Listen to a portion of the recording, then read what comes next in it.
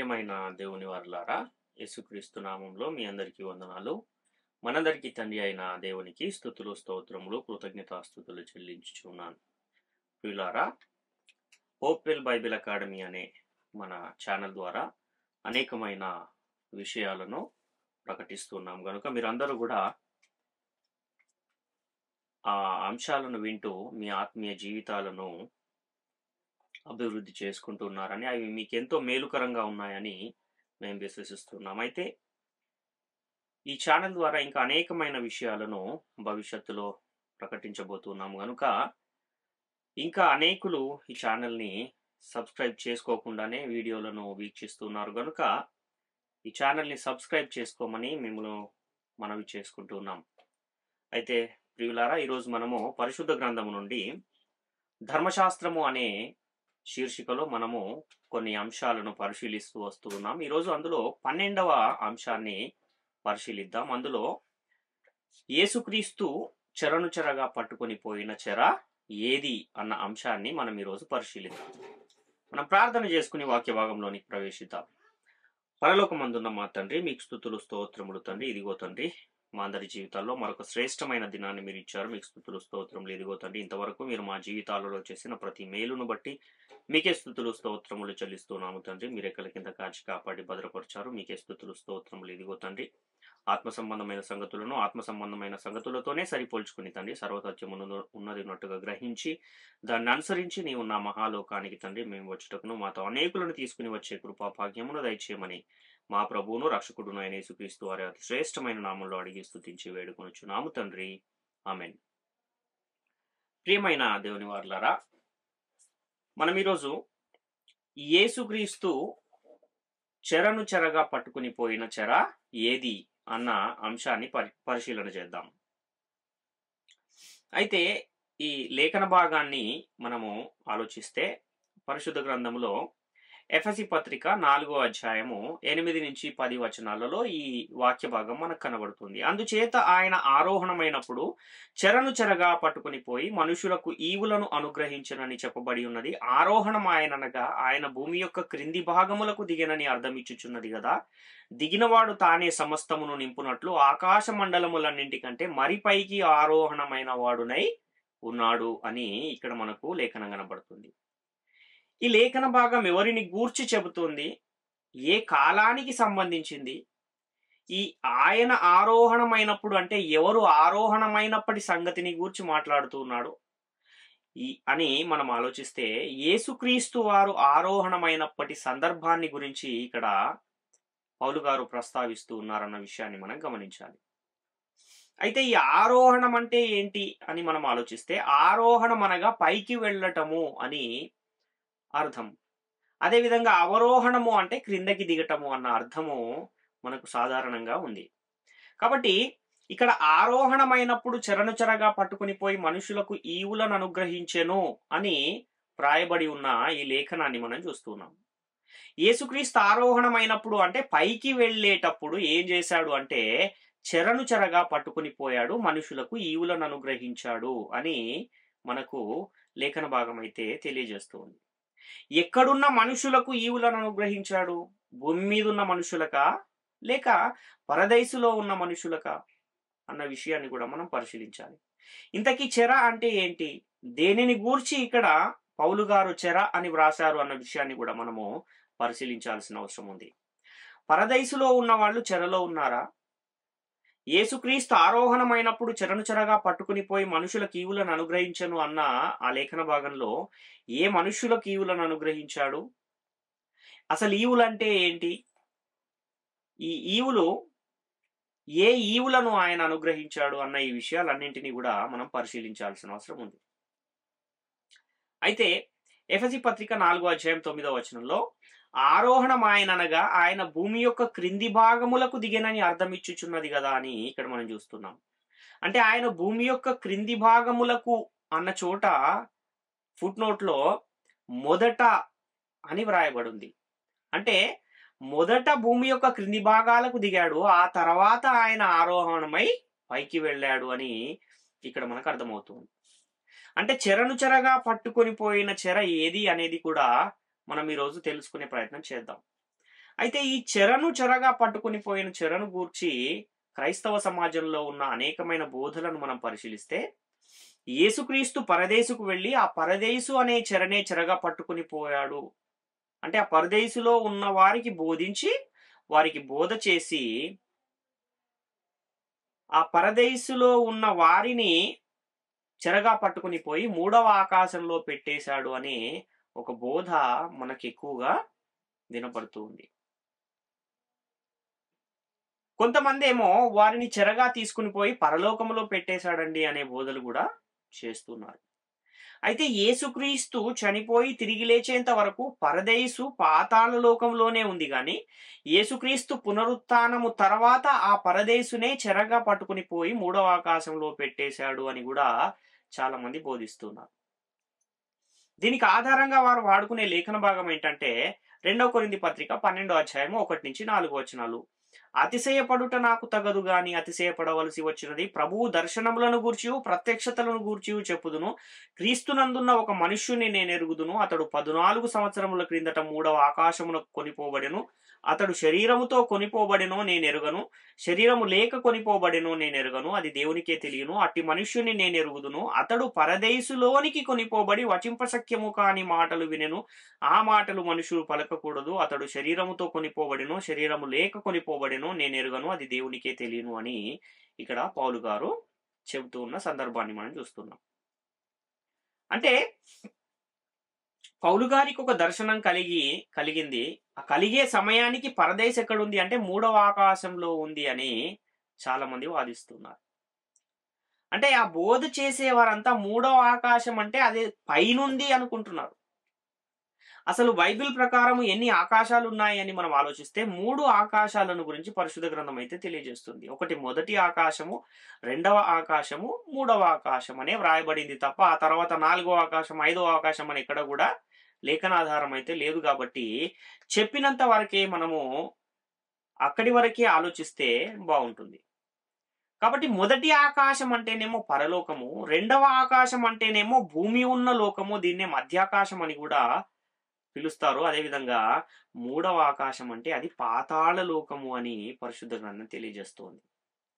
కాబట్టి యేసుక్రీస్తు రెండవసారి వచ్చినప్పుడు ఎక్కడికి వస్తాడు అంటే భూమి ఉన్న లోకానికి వస్తాడు తప్ప భూమి మీదకి రాడు. దాన్నే మధ్యాకాశానికి వస్తాడని కూడా మనము చూస్తాం. ఆయన ఆగమన ప్రకాశము చేత భూమి దాని మీద ఉన్న కృత్యములు కాలిపోతాయి ఆయన వచ్చే సమయానికి. కనుకనే ఆయన భూమి మీదకి రాడు అన్న విషయాన్ని మనం గమనించాలి. కాబట్టి మూడవ ఆకాశము ఎక్కడ ఉందంటే పరలోకములో, పాతాళ లోకములో మూడవ ఆకాశం అనేది ఉంది. ఇంకా పాతాళ లోకంలో ఏమున్నాయి అని కూడా మనం ఆలోచిస్తే ఆ పాతాళ లోకములో ఒక 2 భాగాలు ఉన్నాయి. ఒకటేమో వేదనకరమైన స్థలము, ఇంకొకటేమో విశ్రమించే స్థలము లేదా నెమ్మది పొందే స్థలము. ఈ రెండింటినీ వేరుపరిచే ఒక అగాధము కూడా పాతాళ లోకంలో మనకు కనబడుతుంది. అయితే యేసుక్రీస్తు పరదేశ్ అనే చెరగా కొనిపోయి మూడో ఆకాశంలో పెట్టేశాడు. అంతేకాదు యేసుక్రీస్తు రెండోసారి వచ్చేటప్పుడు పరిశుద్ధులను వెంటబెట్టుకుని వస్తాడని కూడా పరిశుద్ధ గ్రంథం తెలియజేస్తుంది కదా. ఆ పరిశుద్ధులు ఎవరో కాదు, యేసుక్రీస్తు ఎవరినైతే మూడో ఆకాశంలో చెరగా పట్టుకుని పోయి పెట్టేశాడో ఆ పరిశుద్ధులనే ఆయన వెంటబెట్టుకుని రాబోతున్నాడు అని కూడా కొంతమంది నమ్ముతూ ఉన్నారు, అలా బోధిస్తూ ఉన్నారు. కానీ యేసుక్రీస్తు వచ్చేటప్పుడు పరిశుద్ధులు లేపబడతారు అని పరిశుద్ధ గ్రంథం తెలియజేస్తుందా, లేక ఆయన వెంటబెట్టుకుని వస్తాడు అని పరిశుద్ధులు తెలియజేస్తుందా పరిశుద్ధ గ్రంథము అని మనం ఆలోచిస్తే పరిశుద్ధులు లేపబడతారు అని పరిశుద్ధ గ్రంథము తెలియజేస్తుంది. అదేవిధంగా పరిశుద్ధులను వెంటబెట్టుకుని వస్తాడని కూడా చెబుతుంది. కానీ ఆ వెంటబెట్టుకుని వచ్చే పరిశుద్ధులు ఎవరు అని అంటే దూతలు, పరిశుద్ధ దూతలను ఆయన వెంటబెట్టుకుని వస్తాడు అని మనకు కొన్ని లేఖనాధారాలు అయితే కనబడుతున్నాయి.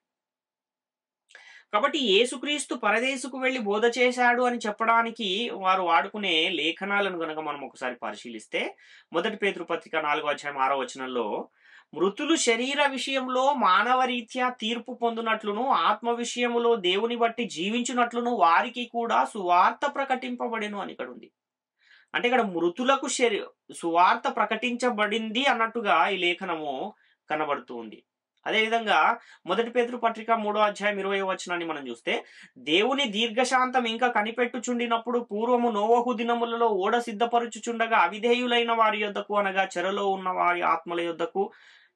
ఉన్న ఆత్మల యొద్దకు ఆయన ఆత్మరూపిగానే వెళ్లి వారికి ప్రకటించెను. ఆ ఓడలో కొందరు, అనగా 8 మంది నీటి ద్వారా రక్షణ పొందిరి అని ఇక్కడ చూస్తున్నాం.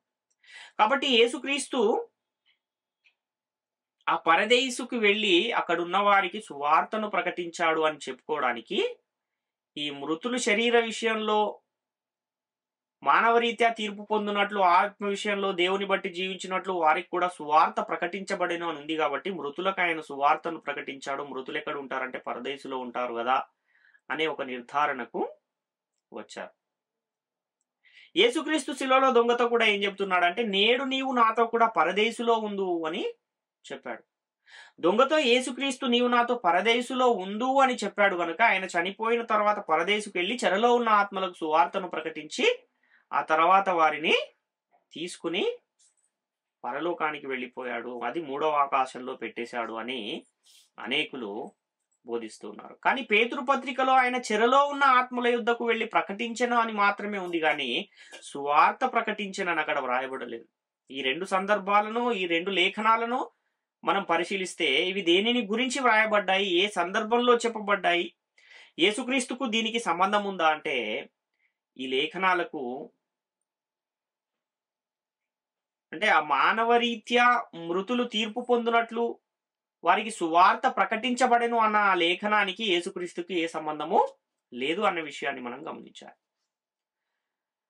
మొదటి పేతురు 3:20 ఉన్న మాటలు నోవహు కాలానికి సంబంధించిన మాటలు. అంటే నోవహు ఓడ సిద్ధపరుచుచున్న సందర్భంలో వ్రాయబడిన మాటలు. అదే మొదటి పేతురు 4:6 ఉన్న మాటలు మనం పరిశీలిస్తే, మొదటి నుంచి మనం చదివితే మనకు అర్థమయ్యే అవకాశం ఉంది. మనం ఒకసారి దాన్ని కూడా పరిశీలిస్తే, మొదటి పేతురు 4:1-6 క్రీస్తు శరీరమందు శ్రమపడెను గనక మీరును అట్టి మనస్సును ఆయుధముగా ధరించుకునుడి. శరీర విషయంలో శ్రమపడిన వాడు శరీరమందు జీవించు మిగిలిన కాలము ఇక మీదట మనుజాశలను అనుసరించి నడుచుకునక దేవుని ఇష్టానుసారముగానే నడుచుకున్నట్లు పాపముతో జోలి ఇక నేమియు లేకయుండుము. మనము పోకిరీ చేష్టలు, దురాశలు, మద్యపానము, అల్లరితో కూడిన ఆటపాటలు, త్రాగుబోతుల విందులు, చేయతగని విగ్రహ పూజలు మొదలైన వాటి యందు నడుచుకొనుచు అన్యజనుల ఇష్టము నెరవేర్చుచుండుటకు గతించిన కాలమే చాలును. అపరిమితమైన ఈ దుర్వ్యాపారమునందు తమతో కూడా మీరు పరిగెత్తకపోయినందున వారు ఆశ్చర్యపడుచు మిమ్మును దూషించుచున్నారు. సజీవులకును మృతులకును తీర్పు తీర్చుటకు సిద్ధముగా ఉన్న వానికి ఉత్తరవాదులై ఉన్నారు. మృతులు శరీర విషయంలో మానవరీత్యా తీర్పు పొందినట్లు, ఆత్మ విషయంలో దేవుని బట్టి జీవించినట్లు వారికి కూడా సువార్త ప్రకటించబడిను అని ఇక్కడ ఉంది. అంటే ఈ సందర్భంలో ఉన్న మృతులు ఎవరంటే శరీరాలలో ఉన్న మృతులు, శరీరాలను విడిచిన మృతులు కాదు అన్న విషయాన్ని మనం ఇక్కడ గమనించాలి. అంటే ఈ భూమి మీద ఉండి దేవుని ఆజ్ఞానుసారంగా జీవించని వారు, దేవుని మాటలను వినకుండా జీవించిన వారిని అక్కడ మానవ రీత్యా మృతులు అని అక్కడ చెప్పబడుతున్న సందర్భాన్ని మనము గమనించాలి. అలానే జీవించుచున్నావన్న పేరు మాత్రం ఉన్నది కానీ నీవు మృతుడవే అని కూడా ఒక లేఖనం మనకు కనబడుతుంది. పాపముల చేతను అపరాధముల చేతను చచ్చిన వారై ఉండగా అనే ఇంకొక లేఖనం కూడా మనకు కనబడుతుంది. అంటే వీళ్ళందరూ ఎవరు అనంటే భౌతికంగా బ్రతికే ఉన్న, ఆత్మీయంగా చనిపోయిన స్థితిలో ఉన్న వారిని గురించి మాట్లాడుతున్న లేఖనాలు అవి. కాబట్టి అలాంటి వారికి సువార్త ప్రకటన అవసరం తప్ప చనిపోయిన వారికి సువార్త ప్రకటించే అవకాశం ఏమైనా ఉందా అంటే లేదు అన్న విషయాన్ని మనం గమనించాలి. ఇది మనకు అర్థం కావాలంటే ధనవంతుడు లాజరు ఉన్న ఆ సందర్భాన్ని మనం పరిశీలిస్తే, లాజరు చనిపోయి అబ్రహాము రొమ్మున ఆనుకొనుటకు కొనిపోబడ్డాడు. అదేవిధంగా ధనవంతుడు చనిపోయి పాతాళములో ఉన్న అగ్నిజ్వాలల్లో యాతన పడుతున్నాడు.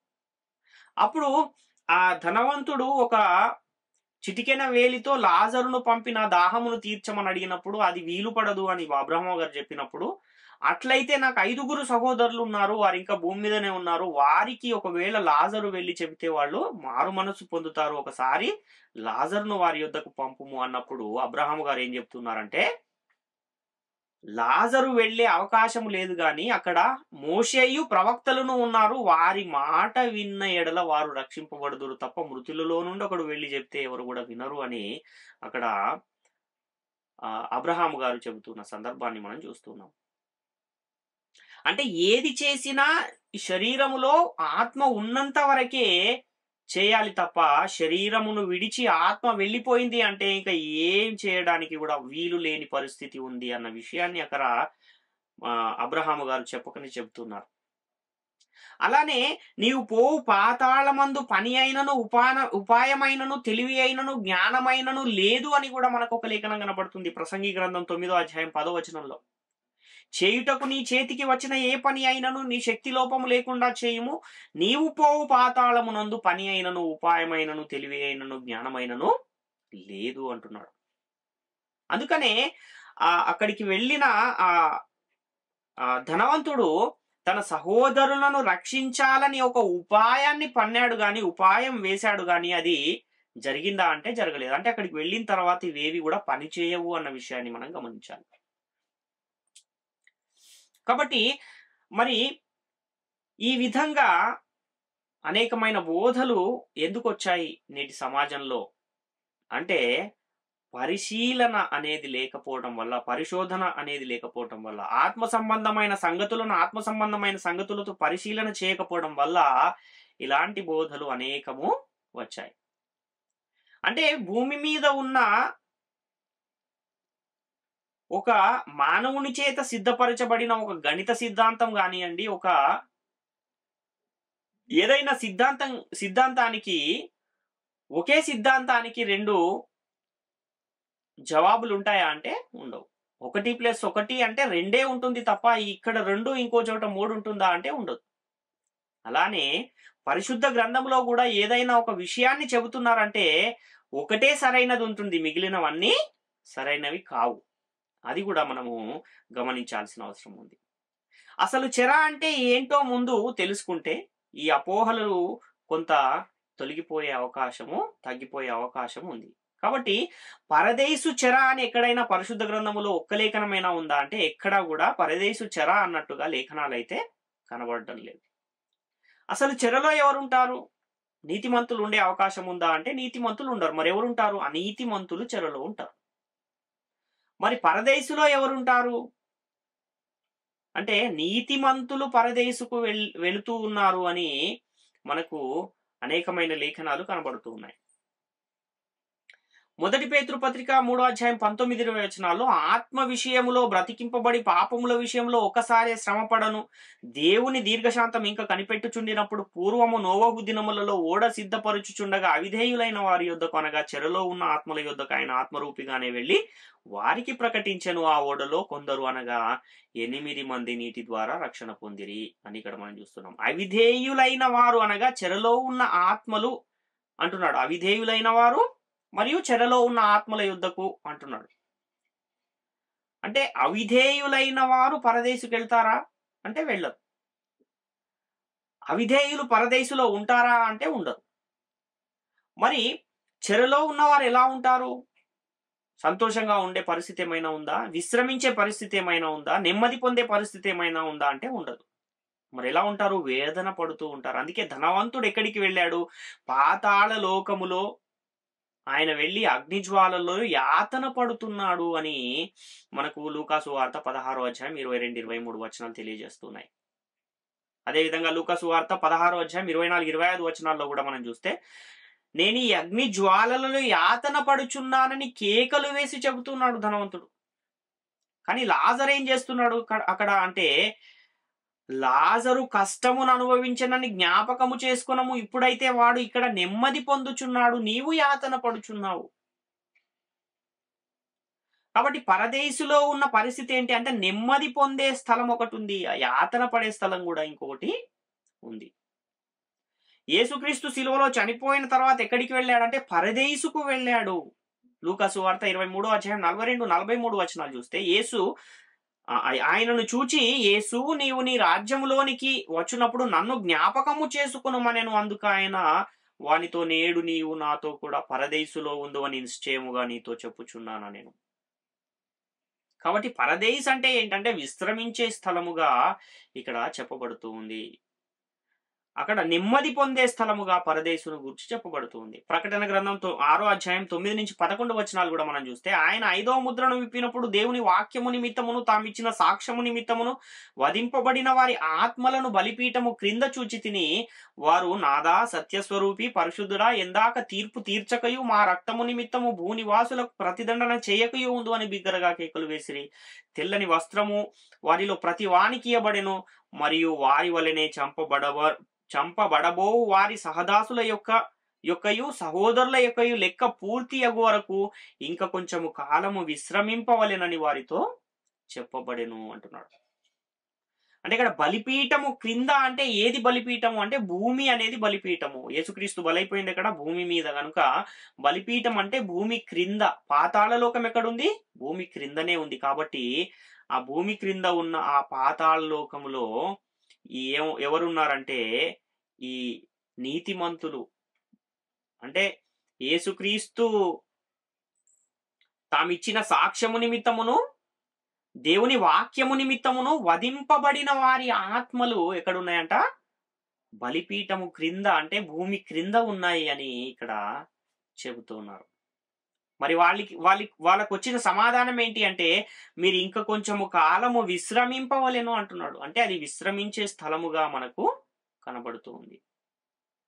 మరి యేసుక్రీస్తు స్థలములో ఉండడానికి శిష్యులను ఎప్పుడు తీసుకెళ్తానని యేసుక్రీస్తు వారు చెప్పారు అన్న ఆ విషయాన్ని కూడా మనం ఒకసారి ఆలోచన చేస్తే, యోహాను సువార్త 14వ అధ్యాయం 1-3 వచనాల్లో, మీ హృదయములను కలవరపడనీయకుడి, దేవుని యందు విశ్వాసం ఉంచుచున్నారు, నా యందును విశ్వాసం ఉంచుడి. నా తండ్రి ఇంట అనేక నివాసములు కలవు, లేని ఎడల నేను మీతో చెప్పుదును. మీకు స్థలము సిద్ధపరచ వెళ్ళుచున్నాను. నేను వెళ్ళి మీకు స్థలము సిద్ధపరిచిన ఎడల నేనుండు స్థలములో మీరును ఉండులాగున మరలా వచ్చిన యొద్దను ఉంటకు మిమ్మును తీసుకుని పోవుదును అంటున్నాడు. అంటే యేసుక్రీస్తు రెండవసారి వచ్చి నీతిమంతులందరినీ పరలోకం తీసుకువెళ్తాను అంటున్నాడు అనే విషయాన్ని మనం ఇక్కడ గమనించాలి. దీనికి కూడా చాలా మంది ఏమంటున్నారంటే, యేసుక్రీస్తు మొదటి రాకడ వరకు ఉన్న నీతిమంతులను తీసుకుని వెళ్ళిపోయాడు, యేసుక్రీస్తు వెళ్ళిపోయిన తర్వాత ఎవరైతే నిద్రిస్తూ ఉన్నారో నీతిమంతులు, ఆ నీతిమంతులను రెండవసారి వచ్చి తీసుకెళ్తాడు అని ఒక బోధ కూడా ఉంది. పోనీ ఈ వాదనైనా పరిశుద్ధ గ్రంథం ఏమైనా సమర్థిస్తుందా అని మనం పరిశీలిస్తే, దాన్ని కూడా పరిశుద్ధ గ్రంథం ఒప్పుకోవట్లేదు. హెబ్రీ పత్రిక 11వ అధ్యాయం 39-40 వచనాలు మనం చూస్తే, వీరందరూ తమ విశ్వాసము ద్వారా సాక్ష్యము పొందిన వారైనను మనము లేకుండా సంపూర్ణులు కాకుండా నిమిత్తము దేవుడు మన కొరకు మరి శ్రేష్టమైన దానిని ముందుగా సిద్ధపరచును గనుక వీరు వాగ్దాన ఫలమును అనుభవింపలేదంటున్నాడు.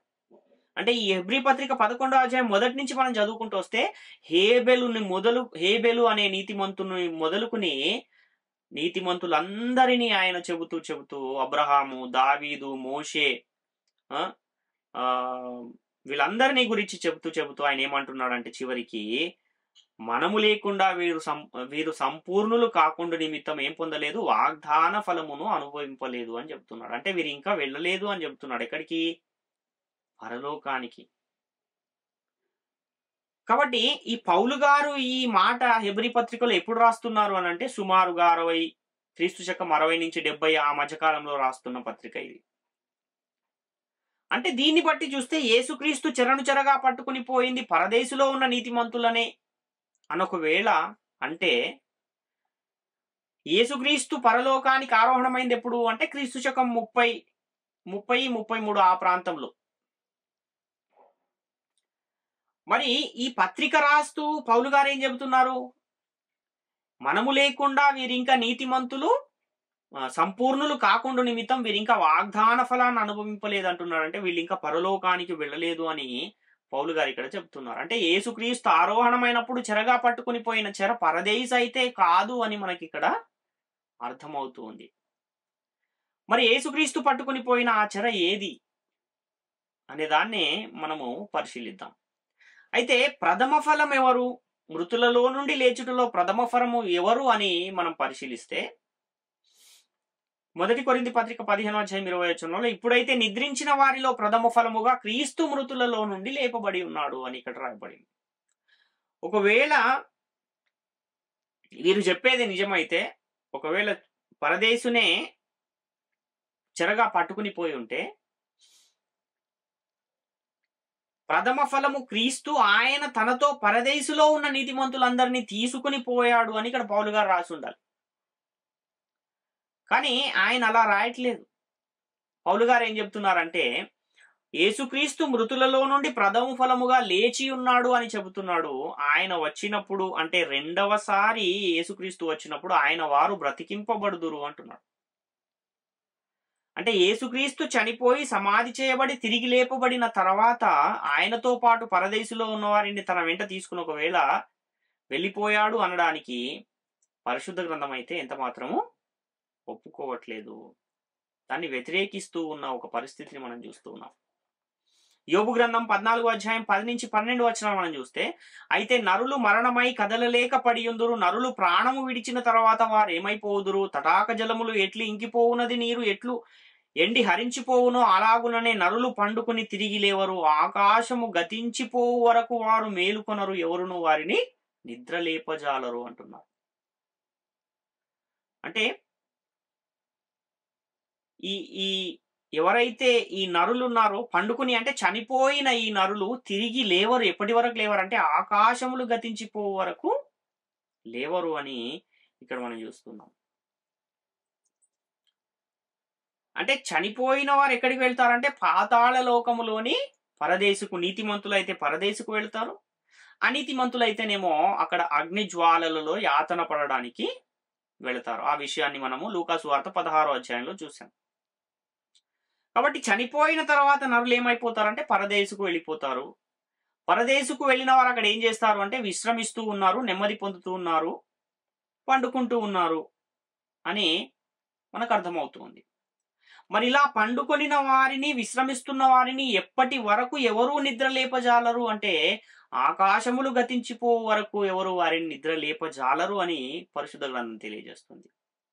మరి ఇంతకీ ఆకాశములు ఎప్పుడు గతించిపోతాయి అని కూడా మనం ఆలోచిస్తే యేసుక్రీస్తు రెండవ రాకడలో ఆకాశములు గతించిపోతాయని మనకు పరిశుద్ధ గ్రంథం తెలియజేస్తుంది. 2వ పేతురు పత్రిక 3వ అధ్యాయము 10 నుంచి 12 వచనాలు మనం చూస్తే, అయితే ప్రభువు దినము దొంగ వచ్చునట్లు వచ్చును, ఆ దినమున ఆకాశములు మహాధ్వనితో గతించిపోవును, పంచభూతములు మిక్కటమైన వేండ్రముతో లయమైపోవును, భూమియు దాని మీద ఉన్న కృత్యములను కాలిపోవును, ఇవన్నీ ఇట్లు లయమైపోవునవి గనుక ఆకాశములు రవులుకుని లయమైపోవునట్టు, పంచభూతములు మహావేంద్రముతో కరిగిపోవునట్టు దేవుని దినపు రాకడ కొరకు కనిపెట్టుచు దానిని ఆశతో అపేక్షించుచు మీరు పరిశుద్ధమైన ప్రవర్తనతోనూ భక్తితోనూ ఎంతో జాగ్రత్త గలవారై ఉండవలెను అంటున్నాడు.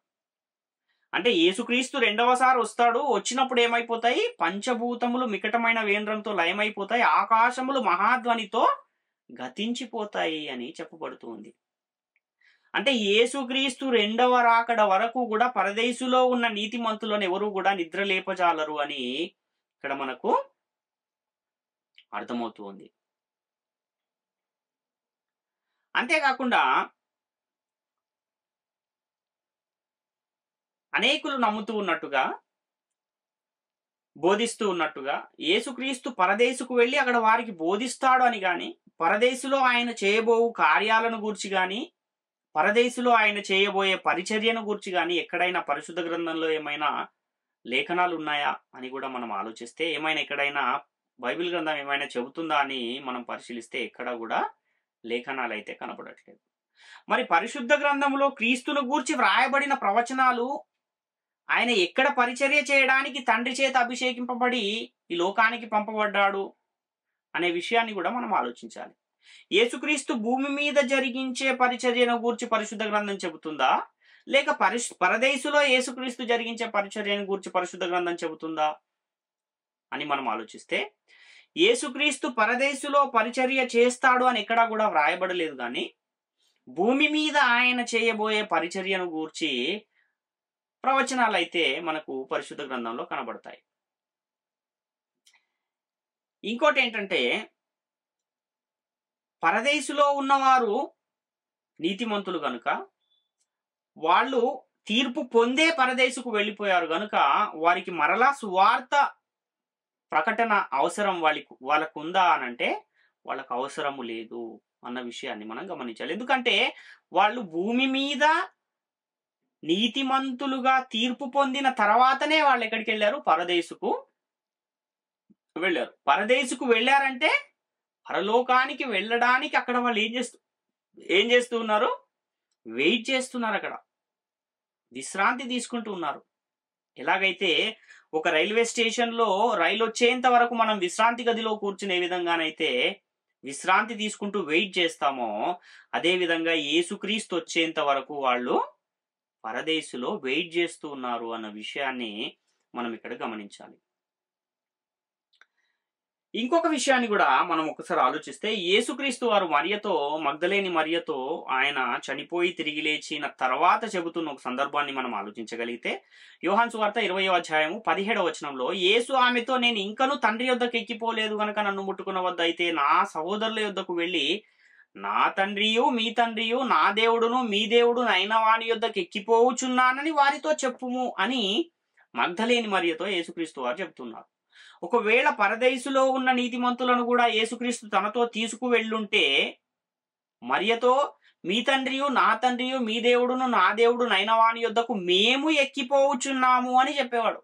కానీ ఇక్కడ నేను ఎక్కిపోవచ్చున్నాను అని చెబుతున్నాడంటే, ఆయన ఆరోహణం అయ్యే సమయంలో ఆయన ఒక్కడే వెళుతున్నాడు తప్ప ఎవరిని తీసుకువెళ్ళట్లేదు అన్న విషయాన్ని మనం ఇక్కడ గమనించాలి.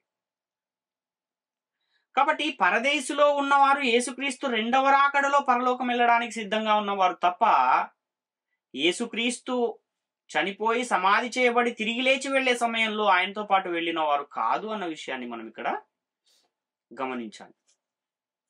ఇప్పుడు ఆ పరదేశుకు వెళ్ళిన వారికి సువార్త ప్రకటన మరల అవసరమా అంటే అవసరం లేదు. ఎందుకంటే వాళ్ళు ఆల్రెడీ నీతిమంతులు అని తీర్పు పొందారు. బ్రతికున్న వారికే సువార్త అవసరము, బ్రతికున్న వారికే తీర్పు అనేది ఉంటుంది తప్ప మరణించిన వారికి తీర్పు అనేది ఉండదు అన్న విషయాన్ని మనం ఇక్కడ గమనించాలి. అందుకనే ప్రకటన గ్రంథం 12వ అధ్యాయము 9 నుంచి 11 వచనాలు మనం చూస్తే, ప్రకటన గ్రంథం 6వ అధ్యాయము 9 నుంచి 11 వచనాలు మనం చూస్తే, ఇంకా ఎందాక మా నిమిత్తము భూ నివాసులకు తీర్పు తీర్చకయు ప్రతిదండన చేయకయు ఉందు అని ఆ పరదేశిలో ఉన్నవారు, అనగా బలిపీఠము క్రింద ఉన్న ఆత్మలు దేవునికి మొరపెడుతూ ఉన్నారు అని వ్రాయబడింది. అంటే తీర్పు ఎవరికి అవసరము అంటే భూ నివాసులకే తీర్పు అనేది ఉంది. వాళ్ళకి ఇంకా తీర్పు తీర్చేయని వాళ్ళు చెప్తున్నారు, కానీ పరదేశిలో ఉన్న వారికి తీర్పు అనేది లేదు అన్న విషయాన్ని మనం ఇక్కడ గమనించాల్సిన అవసరం ఉంది. కాబట్టి ఇవన్నీ మనం ఆలోచన చేస్తే, పరదేశు ఒక చెర, ఆ చెరనే యేసుక్రీస్తు చెరగా పట్టుకొని పోయాడు అనేది మాత్రము అది సరైనది కాదు అని మనకు అర్థమవుతుంది. అసలు పరదేశు చెర అవుతుందా, పరదేశును చెర అనవచ్చా అని మనం ఆలోచిస్తే, పరదేశు అనేది చెర కాదు, పరదేశును చెర అనకూడదు. మరి పరదేశు చెర కాకపోతే యేసుక్రీస్తు పట్టుకుని పోయిన చెర ఏది? ఈ విషయాన్ని కూడా మనం ఆలోచన చేయగలిగితే, పరిశుద్ధ గ్రంథములో కొన్ని చెరలను గూర్చి ప్రస్తావించబడిన కొన్ని లేఖనాలు మనకు కనబడుతూ ఉంటాయి. ఏ ఏ చెరలు, వేటిని చెరలు అని పరిశుద్ధ గ్రంథం తెలియజేస్తుంది అంటే, సాతానుచే చెరపట్టబడిన వారు అని మనకు 2వ తిమోతి పత్రిక 2వ అధ్యాయము 24 నుంచి 26 వచనాలు తెలియజేస్తూ ఉన్నాయి. అదేవిధంగా నానా విధములైన దురాశలతో చెరపట్టబడిన వారు అనే విషయము మనకు 2వ తిమోతి పత్రిక 3వ అధ్యాయము 6-7 వచనాల్లో కనబడుతూ ఉంది. అంటే ఇక్కడ మనుషులను ఏవి నడిపిస్తున్నాయంటే, నానా విధములైన దురాశలు అనేవి నడిపించి వారిని ఏం చేస్తున్నాయి? అవి బంధిస్తూ ఉన్నాయి, చెరలో బంధిస్తూ ఉన్నాయి ఆ దురాశలు అన్న విషయాన్ని మనం గమనించాలి. అదేవిధంగా దుర్నీతి బంధకములలో చిక్కబడిన వారు అనే ఒక చెర మనకు అపోస్తల కార్యాలు 8వ అధ్యాయం 18 నుంచి 23 వచనాల్లో కనబడుతూ ఉంది. అదేవిధంగా ఒకడు దేని చేత జయింపబడునో దానికి దాసుడవును అని మనకు 2వ పేతురు పత్రిక 2వ అధ్యాయం 19వ వచనం తెలియజేస్తుంది. అదేవిధంగా 2వ కొరింథీ పత్రిక 13వ అధ్యాయం 5 నుంచి 7 వచనాలు కూడా అదే విషయాన్ని తెలియజేస్తుంది. అదేవిధంగా పాపము చేయు ప్రతి వాడును పాపమునకు దాసుడు, అంటే పాపం అనే చెరలో ఉన్నాడు అని మనకు యోహాను సువార్త 8వ అధ్యాయం 34వ వచనం తెలియజేస్తుంది. అదేవిధంగా లోక మాలిన్యములలో చిక్కుకుపోయిన వారు అనే విషయాన్ని 2వ పేతురు పత్రిక 2వ అధ్యాయం 19-20 వచనాలు తెలియజేస్తూ ఉన్నాయి. అదేవిధంగా మోసకరమైన నిరర్ధకమైన తత్వజ్ఞానము చేత చెరపట్టుకుని పోవారు అనే విషయాన్ని కొలస్సీ పత్రిక 2వ అధ్యాయం 8వ వచనం మనకు తెలియజేస్తూ ఉంది. అదేవిధంగా మొదటి తిమోతి పత్రిక 6వ అధ్యాయము 20వ వచనం కూడా అదే విషయాన్ని తెలియజేస్తూ ఉంది. అదేవిధంగా 2వ కొరింథీ పత్రిక 10వ అధ్యాయం 4-6 వచనాల్లో కూడా ఇది ఒక చెరను గూర్చి మనకు అక్కడ కనబడుతూ ఉంది. అవిధేయత అనే చెర కూడా ఒకటి ఉందని మొదటి పేతురు పత్రిక 3వ అధ్యాయం 19-20 వచనాలు తెలియజేస్తూ ఉన్నాయి. కాబట్టి ఇవన్నీ కూడా అనేక రకాలైన చెరలు అని పరిశుద్ధ గ్రంథం తెలియజేస్తుంది. ఇప్పుడు యేసుక్రీస్తు ఆరోహణమైనప్పుడు పట్టుకుని పోయిన చెర ఏది? ఇన్ని చెరలలో ఏ చెరను ఆయన పట్టుకుని పోయాడు అన్న విషయాన్ని మనం ఆలోచించాలి. ఎఫెసీ పత్రిక 4వ అధ్యాయం 8-10 వచనాల్లో ఉన్న లేఖన భాగాన్ని మరొకసారి మనం ఆలోచిస్తే, అందుచేత ఆయన ఆరోహణమైనప్పుడు చెరను చెరగా పట్టుకుని పోయి మనుషులకు ఈవులను అనుగ్రహించనని చెప్పబడి ఉన్నది. ఆరోహణం ఆయనగా ఆయన భూమి యొక్క క్రింది భాగములకు దిగినని అర్థమిచ్చుచున్నది కదా. దిగినవాడు తానే సమస్తమును నింపునట్లు ఆకాశ మండలములన్నిటికంటే మరి పైకి ఆరోహణమైన వాడునై ఉన్నాడు అని ఇక్కడ చూస్తున్నాం. అంటే యేసుక్రీస్తు ఆరోహణమైనప్పుడు ఎక్కడ ఉన్న చెరను చెరగా పట్టుకుని పోయాడు? పరదైస్ అయితే చెర కాదని మనకు అర్థమైంది. మరి అలాంటప్పుడు యేసుక్రీస్తు పట్టుకుని పోయిన చెర ఏది? యేసుక్రీస్తు భూమి మీద చేసిన పరిచర్యను గూర్చి పరిశుద్ధ గ్రంథం తెలియజేస్తుందా, లేక పరదేశులో ఆయన చేసిన పరిచర్యను గూర్చి పరిశుద్ధ గ్రంథం తెలియజేస్తుందా అని మనం ఆలోచిస్తే, యేసుక్రీస్తు లోకానికి వచ్చి సిలువలో మృతి పొందింది ఎక్కడున్న వారిని విమోచించడానికి, ఎక్కడున్న వారిని రక్షణ కొరకు ఆయన తన ప్రాణాన్ని పెట్టాడు, మృతి చెందాడు అని మనం ఆలోచిస్తే, పరదేశులో ఉన్న వారికి పాప విమోచన మరలా అవసరమా అంటే అవసరం లేదు. మరి ఎవరికి పాప విమోచన అవసరము? నీతిమంతులుగా తీర్చబడిన వారే పరదేశుకు వెళ్తారు కాబట్టి వాళ్లకు పాప విమోచన అవసరము లేదు. పాప విముక్తులే ఎక్కడికి వెళ్తారు? పరదేశుకు వెళ్తారు. మరి పరిశుద్ధ గ్రంథంలో క్రీస్తును గూర్చి వ్రాయబడిన ప్రవచనాలలో ఆయన ఏ చెర నుండి వారిని విడిపించును అని చెబుతుంది. యేసుక్రీస్తు ఎక్కడి చెరలో ఉన్న వారిని విడిపించనని బైబిల్ గ్రంథము తెలియజేస్తుంది. భూమి మీదనున్న చెర నుండి విడిపిస్తాడని లేఖనం తెలియజేస్తుందా, లేక పాతాళ లోకములో ఉన్న చెర నుండి విడిపిస్తాడని తెలియజేస్తుందా అన్న విషయాన్ని కూడా మనము ఆలోచన చేయాలి. కాబట్టి యేసుక్రీస్తు దేని చేత దేనిలో బంధింపబడి ఉన్న వారిని విడిపించటానికి లోకానికి వచ్చాడు. అసలు చెరలో ఎవరుంటారు అని మనం ఆలోచిస్తే, నీతిమంతులు అయితే చెరలో ఉండే అవకాశం లేదు, అనీతిమంతులే చెరలో ఉంటారు. కాబట్టి చెరలో ఉన్నవారు నెమ్మది పొందుతూ ఉంటారా, లేక వేదన పడుతూ ఉంటారా అంటే, చెరలో ఉన్నవారు వేదన పడుతూ ఉంటారు, బాధపడుతూ ఉంటారు. నెమ్మది పొందే పరిస్థితి, విశ్రాంతి తీసుకునే పరిస్థితి అయితే ఉండదు. కాబట్టి యేసుక్రీస్తు లోకానికి వచ్చే సమయానికి ఈ లోకములో ఉన్న ప్రజలను చెరపట్టిన చెర ఏది అనే విషయాన్ని మనము తెలుసుకోవాలి. యేసుక్రీస్తు చెరను చెరగా పట్టుకుని పోయి ఎక్కడ ఉన్న మనుషులకు ఈవులను అనుగ్రహించాడు. పరదేశు మాత్రము చెర కాదని మనకు అర్థమైంది కనుక, యేసుక్రీస్తు ఎక్కడ ఉన్న చెరను పట్టుకుని పోయాడు అని మనం ఆలోచిస్తే, భూమి మీద ఉన్న చెరనే చెరగా యేసుక్రీస్తు వారు పట్టుకుని పోయారు అని మనం ఇక్కడ గ్రహించాలి. యేసుక్రీస్తు ఎక్కడ ఉన్న మనుషులకు ఈవులను అనుగ్రహించాడు అని కూడా మనం ఆలోచిస్తే, భూమి మీద ఉన్న మనుషులకే ఆయన ఈవులను అనుగ్రహించాడు. అంటే ఆ చెరను పట్టుకుని పోయి మనుషులకు ఏం చేశాడు? ఈవులను అనుగ్రహించాడు. యేసుక్రీస్తు లోకానికి వచ్చిన కాలంలో ఈ లోకములో ఉన్నవారు దేని చేత చెరపట్టబడి ఉన్నారు?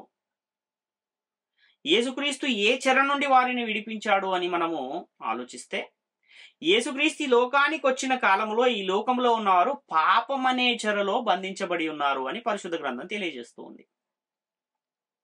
అంటే ఈ లోకములో ఉన్న వారిని పాపం అనే చెరలో బంధించింది ఎవరు అంటే, యేసుక్రీస్తు లోకానికి వచ్చిన కాలంలో ఈ లోకములో ఉన్న వారిని ధర్మశాస్త్రం అనేది పాపం అనే చెరలో బంధించింది. అంటే యేసుక్రీస్తు ఈ లోకానికి వచ్చే సమయానికే ఈ లోకములో ఉన్నవారు ధర్మశాస్త్రము వలన పాపం అనే చెరలో బంధించబడి ఉన్నారు అని మనం ఇక్కడ గ్రహించాలి. ఇంతకీ పాపానికి బలం ఎక్కడుంది అని మనం ఆలోచిస్తే, పాపానికి బలము ధర్మశాస్త్రములో ఉంది అని పరిశుద్ధ గ్రంథం తెలియజేస్తుంది. అంటే యేసుక్రీస్తు ఈ లోకానికి వచ్చే సమయానికి ఈ లోకములో ఉన్న ప్రజలు ధర్మశాస్త్రము వలన పాపమనే చెరలో బంధించబడి ఉన్నారు అన్న విషయాన్ని మనం ఇక్కడ గమనించాలి, గ్రహించాలి.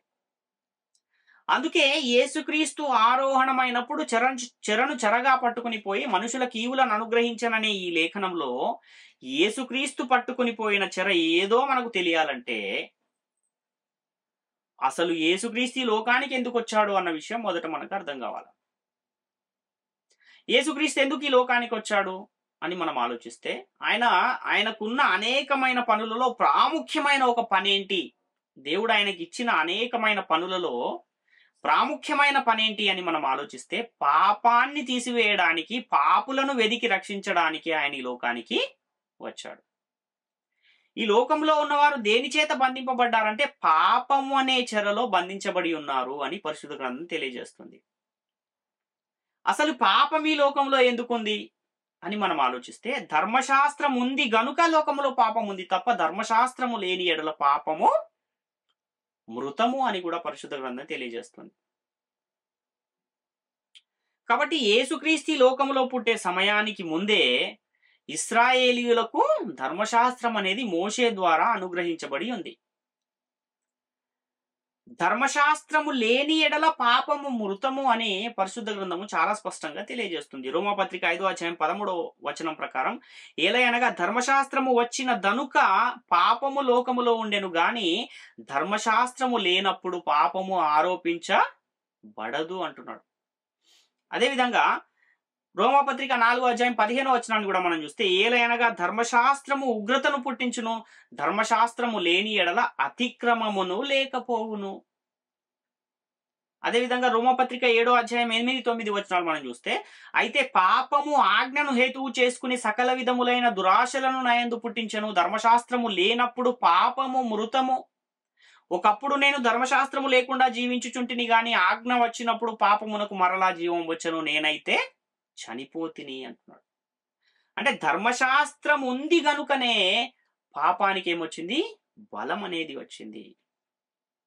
పాపానికి బలం ఎందులో ఉందంట, ధర్మశాస్త్రములో ఉందని పరిశుద్ధ గ్రంథం తెలియజేస్తుంది. 1 కొరింథీ పత్రిక 15:56 మరణపు ముళ్ళు పాపము, పాపమునకున్న బలము ధర్మశాస్త్రమే అంటున్నాడు ఇక్కడ. అంటే లేఖనం అనేది ఏం చేసింది, అందరినీ పాపములో బంధించింది. ఇంతకీ లేఖనం అంటే ఏంటి అంటే ధర్మశాస్త్రములో ఉందే లేఖనం. ఆజ్ఞ లేఖనమే ఎందులో ఉంది, ధర్మశాస్త్రములో ఉంది. ఆ ధర్మశాస్త్రం ఏం చేస్తుంది, అందరినీ పాపంలో బంధిస్తూ ఉంది. గలతీ పత్రిక 3:22-23 మనం చూస్తే యేసుక్రీస్తు నందలి విశ్వాస మూలముగా కలిగిన వాగ్దానము విశ్వసించు వారికి అనుగ్రహించబడినట్లు లేఖనము అందరినీ పాపములో బంధించెను. విశ్వాసము వెల్లడి కాకమునుపు ఇక ముందుకు బయలుపరచబడబో విశ్వాసమును అవలంబింపవలసిన వారముగా చెరలో ఉంచబడినట్టు మనము ధర్మశాస్త్రమునకు లోనైన వారమైతిమి అంటున్నాడు. అంటే చెరలో ఉంచబడినట్టు ధర్మశాస్త్రానికి లోనైన వారం అంటున్నాడంటే ధర్మశాస్త్రాన్ని దేంతో పోలుస్తున్నాడు, ఒక చెరతో పోలుస్తున్నాడు. లేఖనం అందరినీ ఏం చేస్తుంది, పాపములో బంధిస్తుంది. బంధించేదాన్ని ఏమంటాము, చెర అంటాం, చెరసాల. ఎవరైనా ఏదైనా తప్పు చేస్తే వారిని తీసుకెళ్లి న్యాయస్థానంలో శిక్ష విధించిన తర్వాత ఎక్కడికి తీసుకెళ్లి ఉంచుతారంటే చెరసాలలో ఉంచుతారు, జైల్లో ఉంచుతారు. అదేవిధంగా ఇక్కడ లేఖనం ఏం చేస్తుంది, అందరినీ పాపములో బంధిస్తుంది. చెరలో ఉంచబడినట్టు ధర్మశాస్త్రమునకు లోనైన వారిని అంటున్నాడంటే ధర్మశాస్త్రాన్ని చెరతో పోలుస్తూ ఉన్న ఒక సందర్భాన్ని మనం చూస్తూ ఉన్నాం. కాబట్టి లోకములోనికి పాపం ఎందుకు వచ్చిందంటే ధర్మశాస్త్రము వలన. యేసుక్రీస్తు లోకానికి వచ్చే సమయానికి లోకములో ఉన్న వారి పరిస్థితి ఎలా ఉంది అంటే ధర్మశాస్త్రము వలన పాపం అనే చెరలో లోకములో ఉన్న వారందరూ కూడా బంధింపబడి ఉన్న పరిస్థితి మనకు కనబడుతుంది. కాబట్టి లోకములో ఉన్న వారిని ధర్మశాస్త్రము పాపం అనే చెరలో ఏం చేసింది, బంధించింది. ఇది మనకు అర్థమైతే యేసుక్రీస్తు పట్టుకొని పోయిన చెర ఏది అనే విషయం కూడా మనకు చాలా సులభంగా అర్థమయ్యే అవకాశం ఉంది. కాబట్టి యేసుక్రీస్తు లోకానికి వచ్చే సమయానికి ఈ లోకంలో ఉన్న వారిని ధర్మశాస్త్రం ఎందుకు పాపం అనే చెరలో బంధించింది, ఎలా బంధించింది అనే విషయాన్ని కూడా మనం ఆలోచిస్తే మోషే నాయకత్వంలో ఇశ్రాయేలీయులను దేవుడు ఐగుప్తు నుండి బయటకు తీసుకుని వచ్చాడు. ఆ తర్వాత ఎర్ర సముద్రాన్ని దాటాక అరణ్యములో సీనాయి కొండ మీద మోషే ద్వారా ఇశ్రాయేలీయులకు ఏమిచ్చాడు? ధర్మశాస్త్రాన్ని ఇచ్చాడు. ఈ ధర్మశాస్త్రాన్ని ఎందుకు ఇవ్వాల్సి వచ్చింది అంటే ఇశ్రాయేలీయుల సమాజంలో అనేకమైన అతిక్రమాలు జరుగుతూ ఉన్నాయి కనుక ఆ జరుగుతున్న అతిక్రమాలను నిరోధించడానికి, వాటికి అడ్డుకట్ట వేయడానికి, మరియు వాగ్దాన సంతానమైన యేసుక్రీస్తు వచ్చే వరకు వారు అనుసరించి జీవించటానికి దేవుడు వారికి ధర్మశాస్త్రాన్ని ఇచ్చాడు ఇశ్రాయేలు జనాంగానికి. కాబట్టి ధర్మశాస్త్రం అనేది ఎవరికి ఇవ్వబడింది అని మనం ఆలోచిస్తే అది ఇశ్రాయేలీయులకు అనుగ్రహించబడింది అని మనకు లేఖనాలు చాలా స్పష్టంగా తెలియజేస్తున్నాయి. రోమపత్రిక 9వ అధ్యాయం 4-5 వచనాలు, గలతీ పత్రిక 3వ అధ్యాయం 19వ వచనము, మలాకీ గ్రంథం 4వ అధ్యాయం 4వ వచనం ప్రకారము ధర్మశాస్త్రం అనేది ఇశ్రాయేలీయులకు మోషే ద్వారా అనుగ్రహించబడింది అని మనం ఇక్కడ చూస్తూ ఉన్నాం. కాబట్టి ఇశ్రాయేలీయులకు ధర్మశాస్త్రం ఇస్తే ఏమైంది అంటే అది వారికి చెర ఎలా అయింది అని మనం ఆలోచిస్తే, ధర్మశాస్త్రము పాపం అనే చెరలో వారిని బంధించింది అని పరిశుద్ధ గ్రంథం తెలియజేస్తుంది. అంటే ధర్మశాస్త్రం మంచిది కాదా అని మనం ఆలోచన చేస్తే, ధర్మశాస్త్రము చాలా మంచిది, శ్రేష్టమైనది, జ్ఞానసత్య స్వరూపమైనది, మేలైనది, నీతికి కారణమైన నియమముగా కనబడుతుంది, పరిశుద్ధమైనది, ఉత్తమమైనదిగా పరిశుద్ధ గ్రంథమే ధర్మశాస్త్రాన్ని గురించి చెబుతున్న సందర్భాన్ని మనం చూస్తాం. రోమపత్రిక 7వ అధ్యాయం 12వ వచనంలో, కాబట్టి ధర్మశాస్త్రం పరిశుద్ధమైనది, ఆజ్ఞ కూడా పరిశుద్ధమైనది, నీతి గలది, ఉత్తమమైనది అయి ఉన్నది అంటున్నాడు. రోమపత్రిక 2వ అధ్యాయము 19-20 వచనాల్లో, జ్ఞాన సత్య స్వరూపమైన ధర్మశాస్త్రము గలవాడవై ఉండి నేను గ్రుడ్డివారికి త్రోవ చూపువాడును, చీకటిలో ఉండు వారికి వెలుగును, బుద్ధిహీనులకు శిక్షకుడును, బాలురకు ఉపాధ్యాయుడునై ఉన్నానని నీ అంతట నీవే ధైర్యము వహించుకొనుచున్నావు కావా అంటున్నాడు. అంటే ఎలాంటిది ధర్మశాస్త్రము? జ్ఞాన సత్య స్వరూపమైనది అంటున్నాడు. శ్రేష్టమైనది, మేలైనది, ఉత్తమమైనది, పరిశుద్ధమైనది అని కూడా చెబుతున్నాడు. కాబట్టి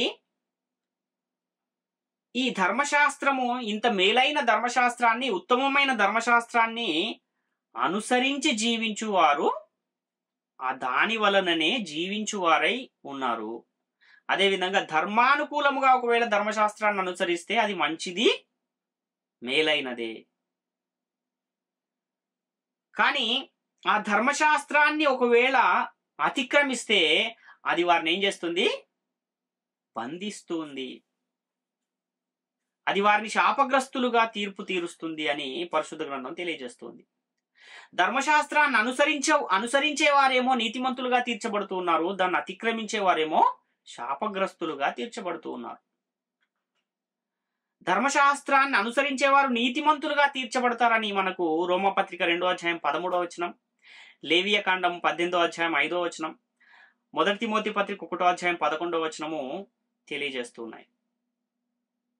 అదేవిధంగా ధర్మశాస్త్రాన్ని అతిక్రమించిన వారు శాపగ్రస్తులుగా తీర్చబడతారని గలతీ పత్రిక 3వ అధ్యాయం 10-11 వచనాలు, అదేవిధంగా ద్వితీయోపదేశ కాండము 28వ అధ్యాయం 15వ వచనం, యాకోబు పత్రిక 2వ అధ్యాయం 10వ వచనం మనకు తెలియజేస్తున్నాయి. కాబట్టి దేవుడు ఇశ్రాయేలీయులకు మోషే ద్వారా ఇచ్చిన ధర్మశాస్త్రము శ్రేష్టమైనది, మంచిది. కానీ దానిని అనుసరించిన వారు నీతిమంతులు, అదేవిధంగా దాన్ని అతిక్రమించిన వారు శాపగ్రస్తులు అని పరిశుద్ధ గ్రంథం చాలా స్పష్టంగా తెలియజేస్తుంది. కాబట్టి శ్రేష్టమైన ధర్మశాస్త్రం ఇశ్రాయేలీయులకు ఎందుకు శాపంగా మారిందంటే, ధర్మశాస్త్రం ఏం చేస్తుంది? ఆజ్ఞను హేతువు చేసుకుని అత్యధికమైన పాపముగా మారే ఒక స్వభావము ధర్మశాస్త్రానికి ఉంది. ధర్మశాస్త్రం యొక్క స్వభావమే ఏంటి అంటే పాపం అంటే ఏంటో తెలియజేస్తుంది, కానీ పాపాన్ని తీసివేసే శక్తి ధర్మశాస్త్రానికి లేదు. ఒక ఎక్స్రే ఎలాగైతే ఒక మనిషి శరీరంలో ఉన్న ఒక రోగాన్ని మాత్రమే తెలియజేస్తుందో, రోగాన్ని తీసివేసే శక్తి ఒక ఎక్స్రేకి ఎలాగైతే లేదో, అదేవిధంగా ధర్మశాస్త్రము పాపం అంటే ఏంటో తెలియజేస్తుంది, కానీ పాపాన్ని తీసివేసే శక్తి ధర్మశాస్త్రానికి లేదు. కానీ ఎందుకు మరి ధర్మశాస్త్రాన్ని దేవుడు ఇశ్రాయేలీయులకు ఇచ్చాడంటే, ధర్మశాస్త్రాన్ని అతిక్రమాలను నిరోధించడానికి వాళ్లకు ఇచ్చాడు. అతిక్రమాలకు అడ్డుకట్ట వేయడానికి ఇచ్చాడు తప్ప అతిక్రమాలను తొలగించడానికి వారికి ఇవ్వలేదు అన్న విషయాన్ని మనం ఇక్కడ గమనించాలి. రోమపత్రిక 3:20 ఏలయనగా ధర్మశాస్త్ర సంబంధమైన క్రియల మూలముగా ఏ మనుషుడును ఆయన దృష్టికి నీతిమంతుడని తీర్చబడడు, ధర్మశాస్త్రం వలన పాపమనగా ఎట్టిదో తెలియబడుచున్నది. రోమపత్రిక 7:7 కూడా మనం చూస్తే, కాబట్టి ఏమందుము ధర్మశాస్త్రం పాపమాయన అట్లన రాదు, ధర్మశాస్త్రము వలననే గాని పాపమనగా ఎట్టిదో నాకు తెలియకపోవును, ఆశింపవద్దని ధర్మశాస్త్రము చెప్పని ఎడల దురాశ అని ఎట్టిదో నాకు తెలియకపోవును అంటున్నాడు. కాబట్టి అసలు ధర్మశాస్త్రాన్ని ఇచ్చిందే ఎందుకు అంటే, ఇది పాపము, దీనిని చేయకుండా ఉండండి అని తెలియజేయడానికే ఇచ్చాడు తప్ప పాపాన్ని తీసివేయడానికి మాత్రము కాదు. కానీ ధర్మశాస్త్రాన్ని అనుసరించువారు నీతిమంతులుగా తీర్చబడతారు, అలాగే ధర్మశాస్త్రాన్ని అతిక్రమించిన వారేమో శాపగ్రస్తులుగా తీర్చబడుతూ ఉన్నారు. మరి ఇశ్రాయేలీయులు ధర్మశాస్త్రాన్ని అనుసరించారా, అతిక్రమించారా అంటే, ఇశ్రాయేలీయులు అందరూ కూడా ధర్మశాస్త్రాన్ని అతిక్రమించారనే మనకు అనేకమైన లేఖనాలు కనబడుతున్నాయి. స్టెఫెన్ గారు తన ప్రసంగంలో అపోస్తుల కార్యాలు 7:53 దేవదూతల ద్వారా నియమింపబడిన ధర్మశాస్త్రమును మీరు పొందితిరి గాని దానిని గైకొనలేదని చెప్పాను. అదేవిధంగా యేసుక్రీస్తు వారు కూడా యోహాను సువార్త 7:19 మోషే మీకు ధర్మశాస్త్రం ఇయ్యలేదా, అయినను మీలో ఎవడు ఆ ధర్మశాస్త్రమును గైకొనడు, మీరెందుకు నన్ను చంపజూచుచున్నారని వారితో చెప్పాను.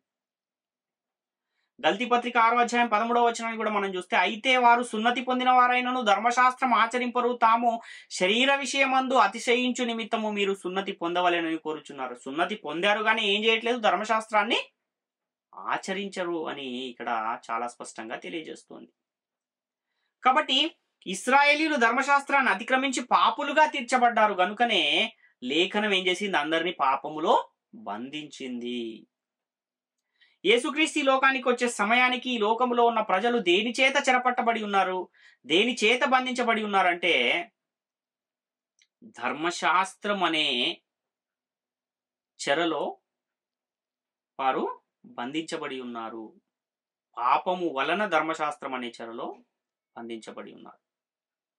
యేసుక్రీస్తు ఏ చెరని తీసుకుని పోయాడు అని మనము ఆలోచించగలిగితే, ఎవరైతే ఆజ్ఞను లేక లేఖనాన్ని అతిక్రమిస్తున్నారో వారు ఆ లేఖనము చేత లేక ఆజ్ఞ చేత పాపం అనే చెరలో బంధించబడుతూ ఉన్నారు అని మనకి ఇక్కడ చాలా స్పష్టంగా లేఖనం తెలియజేస్తోంది. రోమపత్రిక 7:22-23 మనం చూస్తే, అంతరంగ పురుషుని బట్టి దేనిని ధర్మశాస్త్రమునందు నేను ఆనందించుచున్నానో, దేవుని ధర్మశాస్త్రమునందు నేను ఆనందించుచున్నాను గాని వేరొక నియమము నా అవయవములలో ఉన్నట్టు నాకు కనబడుచున్నది, అది నా మనస్సునందున్న ధర్మశాస్త్రముతో పోరాడుచు నా అవయవములలోనున్న పాప నియమమునకు నన్ను చెరపట్టి లోపరుచుకొనుచున్నది అంటున్నాడు.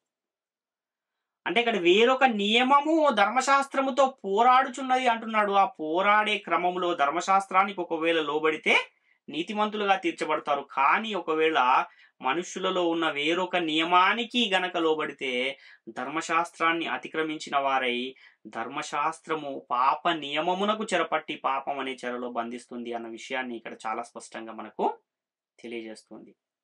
కాబట్టి గలతీ పత్రిక 3:22 మరియు 3:23, అదేవిధంగా రోమపత్రిక 7:22-23 ప్రకారము చెర అంటే ఏది చెర అని మనకు అర్థమవుతుంది అంటే, ధర్మశాస్త్రం అనేదే చెర అని ఇక్కడ చాలా స్పష్టంగా మనకు అర్థమవుతుంది. అయితే ధర్మశాస్త్రము గల ఇశ్రాయేలీయులు ధర్మశాస్త్రం అనే చెరలో ఆజ్ఞను అతిక్రమించుట వలన పాపం అనే చెరలో బంధించబడ్డారు. అలాగే అన్యజనులు ఏమైనా నీతిమంతులుగా తీర్చబడ్డారా అంటే, అన్యజనులు కూడా ధర్మశాస్త్రము లేని వారైనను ఒకవేళ ధర్మశాస్త్ర సంబంధమైన క్రియలను చేస్తే నీతిమంతులుగా తీర్చబడే అవకాశం అయితే ఉంది. కానీ అన్యజనులు కూడా ఏం చేశారంటే, ఏ ఒక్కరు కూడా ధర్మశాస్త్ర సంబంధమైన క్రియలు చేయనందున వారు కూడా నీతిమంతులుగా తీర్చబడలేని పరిస్థితి ఉంది. వారు కూడా పాపం అనే చెరలో బంధించబడిన వారుగానే ఉన్నారు. గనుకనే ఏ భేదమును లేదు, అందరూ పాపము చేసి దేవుడు అనుగ్రహించు మహిమను పొందలేకపోవచ్చున్నారు అని పరిశుద్ధ గ్రంథం తెలియజేస్తుంది. అదేవిధంగా రోమపత్రిక 3:11 నీతిమంతుడు లేడు, ఒక్కడును లేడు అని కూడా అక్కడ మనం చూస్తూ ఉన్నాం. ఎందుకని ఈ 2 వచనాలు రాయబడి ఉన్నాయంటే, అన్యజనులలో కూడా ఎవరు లేరు, ఇశ్రాయేలీయులలో కూడా ఎవరు ఆజ్ఞను అనుసరించిన వారు లేరు గనుక ఒక్కడును లేడు, నీతిమంతుడు లేడు, అందరూ పాపము చేసి దేవుడు అనుగ్రహించు మహిమను పొందలేకపోవచ్చున్నారని ఇక్కడ రాయబడిన సందర్భాన్ని మనం చూస్తూ ఉన్నాం. ఒకవేళ ధర్మశాస్త్రము లేని అన్యజనులు ఒకవేళ ధర్మశాస్త్రాన్ని అనుసరిస్తే నీతిమంతులుగా తీర్చబడే అవకాశం ఉందా అంటే రోమపత్రిక 2వ అధ్యాయం 14-15 వచనాల ప్రకారం ఉంది అని పరిశుద్ధ గ్రంథం తెలియజేస్తుంది. కానీ భూమి మీద ఉన్న ఇశ్రాయేలీయుల్లో గాని అన్యజనుల్లో గాని ఎవ్వరు కూడా ధర్మశాస్త్ర సంబంధమైన క్రియలు చేయలేదు, ధర్మశాస్త్రంలో ఉన్న ఆజ్ఞలను అనుసరించలేదు. గనుకనే అందరినీ ఏం చేసింది? పాపం అనే చెరలో ధర్మశాస్త్రము బంధించింది. అలాంటి పరిస్థితులు భూమి మీద ఉన్న ఆ కాలంలో యేసుక్రీస్తు ఈ లోకానికి వస్తాడు అనే ప్రవచనం ఏమైనా పరిశుద్ధ గ్రంథంలో కనబడుతుందా అంటే యెషయా గ్రంథం 61వ అధ్యాయం 1-3 వచనాలు మనం చూస్తే, ప్రభువు యెహోవా ఆత్మ నా మీదకి వచ్చి ఉన్నది, దీనులకు సువర్తమానం ప్రకటించుటకు యెహోవా నన్ను అభిషేకించను, నలిగిన హృదయము గల వారిని దృఢపరచుటకును, చెరలోనున్న వారికి విడుదలను, బంధించబడిన వారికి విముక్తిని ప్రకటించుటకును, యెహోవా హితవత్సరమును మన దేవుని ప్రతిదండన దినమును ప్రకటించుటకును, దుఃఖాక్రాంతులనందరినీ ఓదార్చుటకును, సీయోనులో దుఃఖించు వారికి ఉల్లాస వస్త్రములు ధరింపజేయుటకును, బూడిదకు ప్రతిగా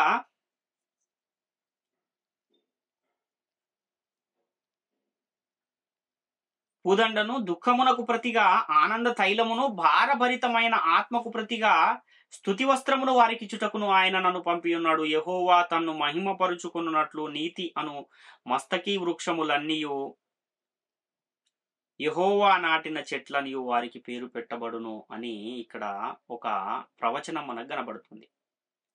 దీనులకు సువార్తమానం ప్రకటించుటకు యెహోవా నన్ను అభిషేకించెను, నలిగిన హృదయము గల వారిని దృఢపరచుటకు, చెరలో ఉన్న వారికి విడుదలను, బంధింపబడిన వారికి విముక్తిని ప్రకటించుటకును దేవుడు యేసుక్రీస్తును అభిషేకించాడు అనే ఈ ప్రవచనము ఇక్కడ మనకు కనబడుతుంది.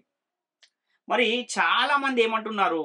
యేసుక్రీస్తు పరదేశులో ఉన్న వారికి సువార్త ప్రకటించి చెరను చెరగా తీసుకుని పోయాడు అని చెబుతూ ఉన్నారు. కానీ ఆ విధంగా లేఖనాధారం ఏదైనా ఉందా అంటే ఎక్కడ కూడా లేఖనాధారం అయితే కనబడట్లేదు. మరి ఎక్కడ ఉన్న దీనులకు సువార్తను ప్రకటించడానికి యేసుక్రీస్తు అభిషేకించబడ్డాడు అంటే భూమి మీద ఉన్న దీనులకు సువార్తను ప్రకటించడానికి.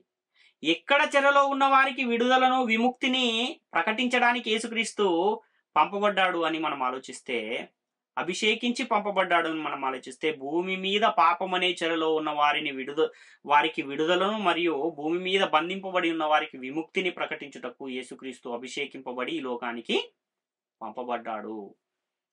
అసలు యేసుక్రీస్తు ఈ లోకానికి ఎందుకు వచ్చాడు అంటే పాపాన్ని తీసివేయడానికి, పాపులను రక్షించడానికి. 1 యోహాను 3:5 మనం చూస్తే, పాపమును తీసివేయటకు ఆయన ప్రత్యక్షమాయనని మీకు తెలియను, ఆయన యందు పాపమేమీ లేదు అంటున్నాడు. 1 తిమోతి 1వ అధ్యాయము 15వ వచనాన్ని చూస్తే, పాపులను రక్షించుటకు క్రీస్తు యేసు లోకమునకు వచ్చినని వాక్యము నమ్మదగినది, పూర్ణాంగీకారమునకు యోగ్యమైనది అయి ఉన్నది, అట్టి వారిలో నేను ప్రధానుడను అంటున్నాడు.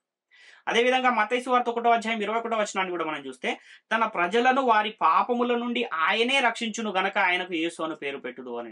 ఎన్ని వచనాలు చూసినా యేసుక్రీస్తు వారు వచ్చింది ఎందుకంటే పాపులను రక్షించుటకు, పాపాన్ని తీసివేయడానికి.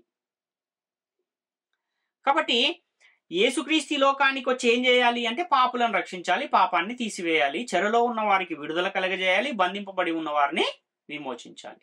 కాబట్టి భూమి మీద ఒక చెర ఉంది, ఆ చెర నుండి విడుదలను కలగజేయడానికి, భూమి మీద బంధింపబడి ఉన్న వారిని విమోచించడానికి యేసుక్రీస్తు లోకానికి వచ్చాడు అని అయితే మనకు ప్రవచనం ఉంది. అదేవిధంగా ఆయన వచ్చింది కూడా పాపులను రక్షించడానికే, పాపులను రక్షించుటకు, పాపాన్ని తీసివేయడానికి అని కూడా లేఖనము కనబడుతూ ఉంది. కాబట్టి భూమి మీద ఉన్న చెర ఏది అనే విషయము చాలా మందికి అర్థం కాలేదు. కనుకనే వాళ్ళు ఏమనుకున్నారంటే పరదేశునే చెర అనుకుని ఆ పరదేశునే చెరగా పట్టుకుని పోయాడని అనేకులు భ్రమపడిన ఒక పరిస్థితిని మనం చూస్తున్నాం. అందుకనే యేసుక్రీస్తు చెరను చెరగా పట్టుకుని పోయాడు అంటే పరదేశ్ అనేది ఒక చెర, ఆ చెరలో ఉన్న వారిని చెరగా పట్టుకుని పోయాడు అని చాలా మంది భావిస్తున్నారు, అదేవిధంగా బోధలు చేస్తూ ఉన్నారు. యెషయా గ్రంథము 42వ అధ్యాయం 6-7 వచనాలు కూడా మనం చూస్తే, గ్రుడ్డివారి కన్నులు తెరుచుటకును, బంధింపబడిన వారిని చెరసాలలో నుండి వెలుపలికి తెచ్చుటకును, చీకటిలోనున్న వారిని బందీగృహములో నుండి వెలుపలికి తెచ్చుటకును యెహోవానగు నేనే నీతి విషయములలో నిన్ను పిలిచి నీ చేయి పట్టుకుని ఉన్నాను, నిన్ను కాపాడి ప్రజల కొరకు నిబంధనగాను అన్యజనులకు వెలుగుగాను నిన్ను నియమించి ఉన్నాను అని ఇక్కడ ఇంకొక ప్రవచనం కనబడుతుంది.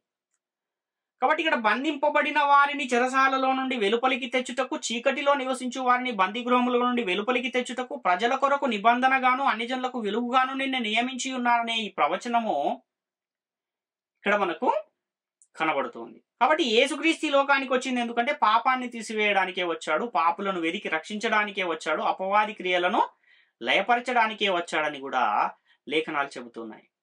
కాబట్టి పాపం ఎందుకు ఉంది అంటే ధర్మశాస్త్రం ఉంది కనుక పాపం ఈ లోకంలో ఉంది. లేఖనం అందరినీ పాపములో బంధించింది.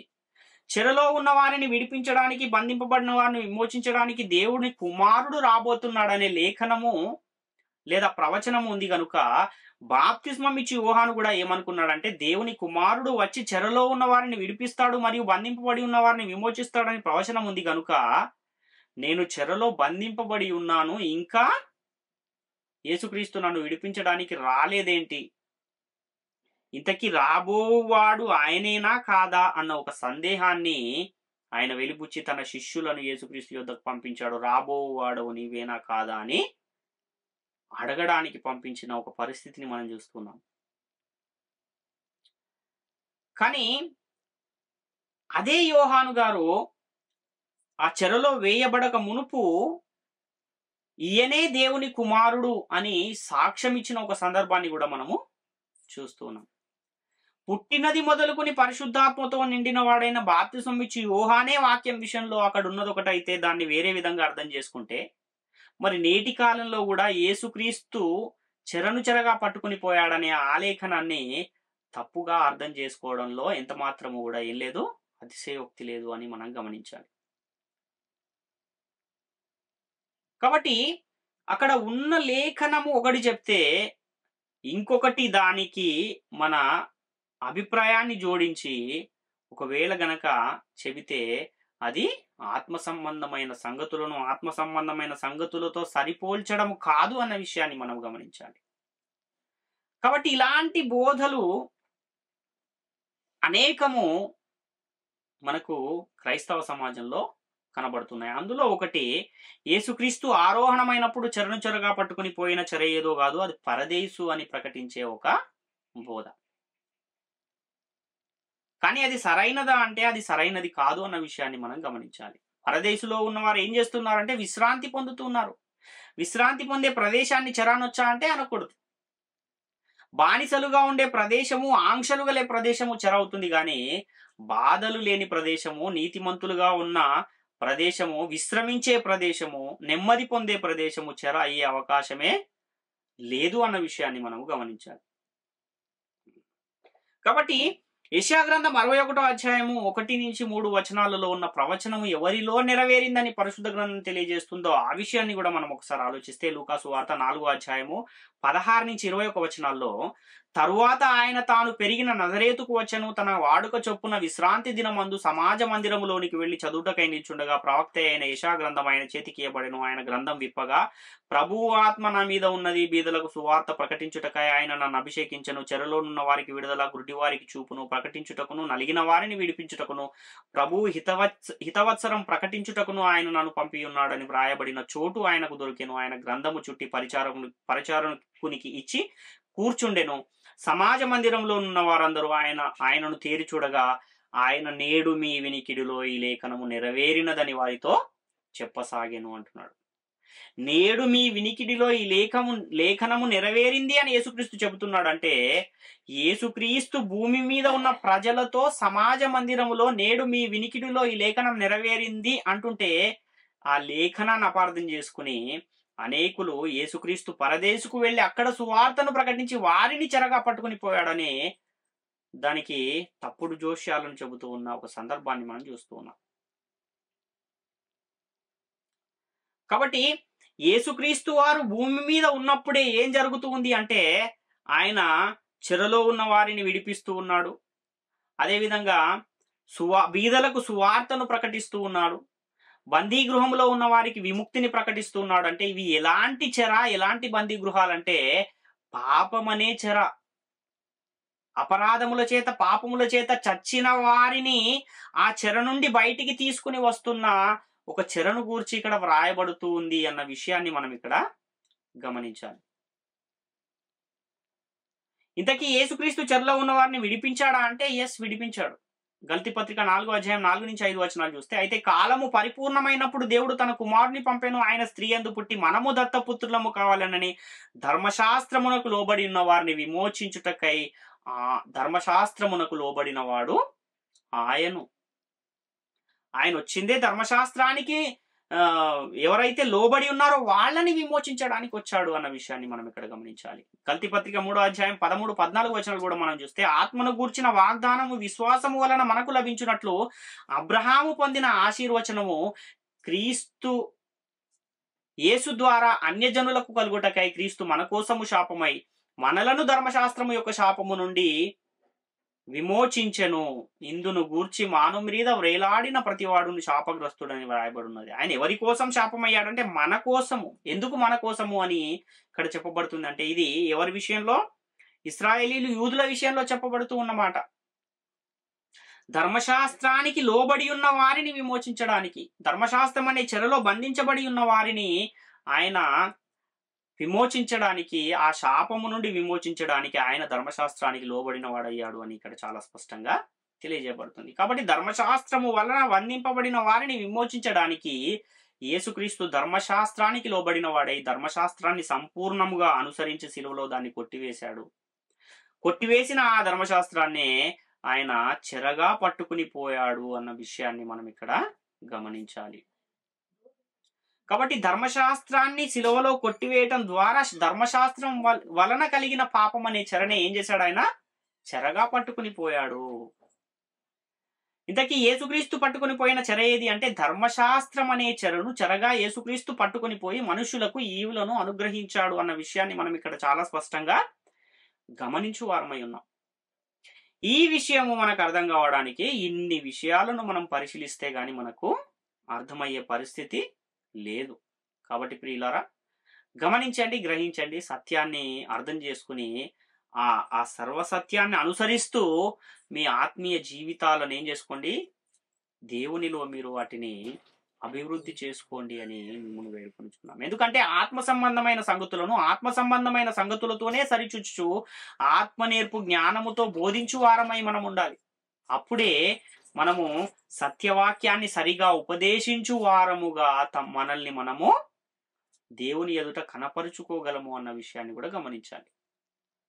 ఇంతకీ యేసుక్రీస్తు ధర్మశాస్త్రాన్ని కొట్టివేశాడా అంటే, యేసుక్రీస్తు ధర్మశాస్త్రాన్ని కొట్టివేశాడని కూడా అనేకమైన లేఖనాలు మనకు కనబడుతున్నాయి. ఎఫెసీ పత్రిక 2:14 ఆయన మన సమాధానమయ్యుండి మీకును మాకును ఉండిన ద్వేషమును అనగా విధిరూపకమైన ఆజ్ఞలు గల ధర్మశాస్త్రమును తన శరీరమందు కొట్టివేయట చేత మధ్య గోడను పడగొట్టి మన ఉభయులను ఏకము చేసెను అని ఇక్కడ ఉంది.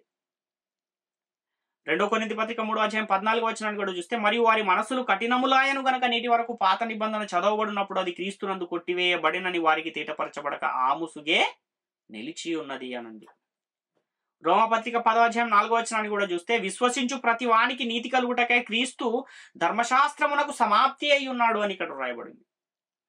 ఇంకా అనేకమైన లేఖనాలు ధర్మశాస్త్రాన్ని కొట్టివేసా యేసుక్రీస్తు శిలువలో కొట్టివేశాడు అని అనేకమైన లేఖనాలు సాక్ష్యం ఇస్తున్నాయి. హెబ్రీ పత్రిక 7:18 గల్తీ పత్రిక 5:4 ఇంకా అనేకమైన లేఖనాలు ఉన్నాయి. కాబట్టి యేసుక్రీస్తు శిలువలో ధర్మశాస్త్రాన్ని కొట్టివేసి ఆరోహణమైనప్పుడు ధర్మశాస్త్రం అనే చెరను చెరగా పట్టుకుని పోయాడు, మనుషులకు ఈవులను అనుగ్రహించాడు అనే విషయము మనకు చాలా స్పష్టంగా లేఖనాధారాలతో అర్థమవుతుంది. కాబట్టి యేసుక్రీస్తు మన పాపాల నిమిత్తం అప్పగింపబడి మనము నీతిమంతులముగా తీర్చబడుటకు మృతులలో నుండి లేపబడి ఉన్నాడు. మృతులలో నుండి లేపబడిన ఆ యేసుక్రీస్తు ధర్మశాస్త్రం అనే చెరను చెరగా పట్టుకుని పోయి ఇశ్రాయేలీయులను అన్యజనులను ఏకం చేశాడు. దేవుని యొద్దకు ఒక నిత్య నూతన మార్గాన్ని ప్రతిష్ఠించి పరలోకానికి వెళ్లి తండ్రి కుడిపార్శాన ఆసీనుడై ఉన్నాడు అన్న విషయాన్ని మనం ఇక్కడ గమనించాలి. కాబట్టి ఇంత స్పష్టంగా యేసుక్రీస్తు వారు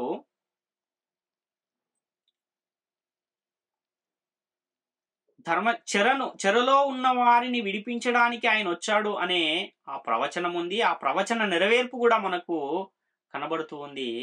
ఏది ఆ చెర అంటే ధర్మశాస్త్రం అనేదే చెర అని కూడా లేఖనాలు మనకు కనబడుతూ ఉన్నాయి. ఇన్ని కనబడినా వీటన్నింటినీ చూస్తూ ఉన్నా కూడా లేదు లేదు మేము దీన్ని నమ్మము అని ఒకవేళ ఎవరైనా అంటే అది ఇంకా మీ ఇష్టం. ఇంతకన్నా ఇంకా సాక్ష్యాలను చూపించి మిమ్మల్ని నమ్మించలేము. గనుక ఒకవేళ ఇది వాక్యానుసారంగానే ఉంది, ఆత్మ సంబంధంగానే ఉంది అని ఒకవేళ ఎవరైనా అనుకుంటే ఈ బోధను మీరు విశ్వసించి ఈ బోధలో నిలిచి ఉండి దేవుని కృపకు పాత్రులుగా ఉండాలని మిమ్మల్ని వేడుకొనుచు ఈ నా మాటలను ముగిస్తున్నాను. అందరికీ వందనాలు.